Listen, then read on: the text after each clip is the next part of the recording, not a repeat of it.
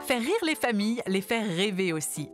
Voici l'ambitieuse mission d'Alterface. Cette PME, installée à Wavre, conçoit des attractions pour les parcs. Sa spécialité, les Dark Rides, des parcours scéniques interactifs. Un créneau sur lequel cette pépite wallonne est leader mondial. Pour en faire l'expérience, pas besoin d'aller bien loin. Embarquement dans le Popcorn Revenge à Walibi.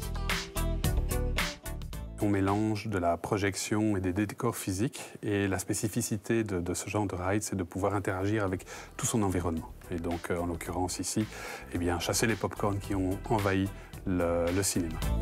Autre spécificité, au sol, pas de rails. Ce sont des capteurs invisibles qui décident du trajet des véhicules, de l'ambiance lumineuse ou du contenu des écrans.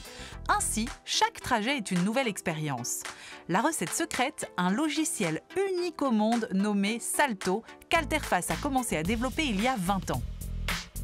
Alterface est né à l'université, donc ça a commencé par une spin-off. L'université a développé un système appelé Salto, qui est encore maintenant utilisé dans toutes nos attractions, qui est le cœur, le cerveau du système. Et donc on a commencé avec des expériences muséales, et puis petit à petit on s'est dirigé vers les parcs d'attractions.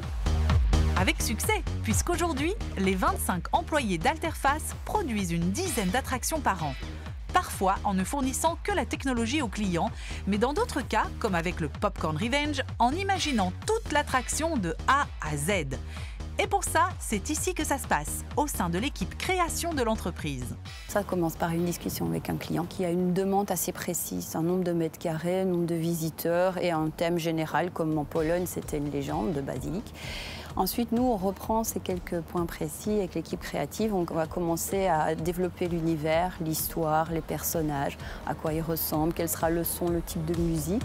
Tout ça se retrouve dans un copieux document qui est remis au client. Si celui-ci valide, la phase de production dans le parc peut commencer. C'est une étape très importante, c'est le moment où la magie prend, c'est le moment où on va commencer à mettre tout ensemble, réaliser les couacs, des choses qu'on n'avait pas anticipées, mais aussi faire en sorte de préciser le timing, le volume sonore et de se mettre dans la peau du joueur, du visiteur pour vraiment essayer de voir l'expérience finale et que ça soit picobello à la fin. Avant le Covid, l'entreprise affichait un chiffre d'affaires autour de 10 millions d'euros. Asie, États-Unis, Europe bien sûr. Alterface est présente dans une soixantaine de parcs, certains bien connus comme Plopsa ou Phantasialand.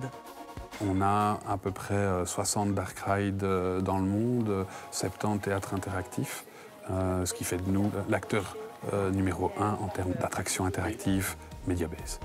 Et bonne nouvelle, son prochain projet est un train qui roulera à partir de fin mai au sein du centre commercial Docks à Bruxelles. Il paraît que des Legos seront de la partie.